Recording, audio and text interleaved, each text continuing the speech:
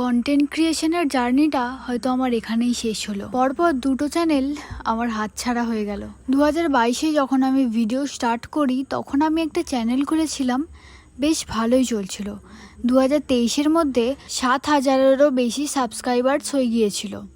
মনকে অনেক সান্ত্বনা দিয়ে আবার একটা চ্যানেল খুললাম, কিন্তু তেমন একটা সিরিয়াসভাবে নিইনি। কিন্তু যখন সিরিয়াসভাবে নিলাম, রেগুলার ভিডিও পোস্ট করার চেষ্টা করলাম, তখনই এইরকম হয়ে গেল। মানে সুখ আমার কপালে সহ্যই হয় না। যখন থেকে ভিডিওর ব্যাপারে একটু জানতে শিখলাম, তখন থেকে চেষ্টা করি লং ব্লগ পোস্ট করার। আমার ইন্সপিরেশন ছিল দানিশ ভাই। প্রথম যখন আমি ইউটিউব চ্যানেল খুলেছিলাম, তখন এই দানিশ জিয়ানের ভিডিওই আমি প্রথম দেখেছিলাম। আর আমি যে নিজেকে ফ্যামগার্ল বলে দাবি করি, তার এই একটাই কারণ, দানিশ ভাই। সত্যি কথা বলতে তৃতীয়বার চ্যানেল খোলার একদমই ইচ্ছে ছিল না।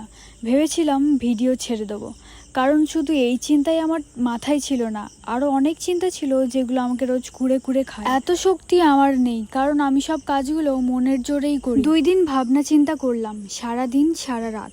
তারপর মনে হলো যে না, আমাকে এত সহজে হেরে গেলে চলবে না। তাছাড়া যারা সৎপথে কাজ করে, তাদের হাজারো খারাপ সময়ের মধ্যে দিয়ে যেতে হয়। হয়তো বড় মা আমার সেই পরীক্ষায় নিচ্ছে, তাছাড়া আমার সঙ্গে একজনের কম্পিটিশন চলছে। আর যাই হোক, এত সহজে আমি হার মানবো না। তাই ভাবলাম আবার নতুন করে সবকিছুই শুরু করি। আমি জানি তোমরা আমাকে আগের মতনই সাপোর্ট করবে। এইবারে না হয় তোমরা আমাকে একটু বেশিই সাপোর্ট করো, আর আমিও আমার 100% দিয়ে সব কিছু কাজ করার চেষ্টা করব। আজকের মতো ভিডিওটা এখানেই এন্ড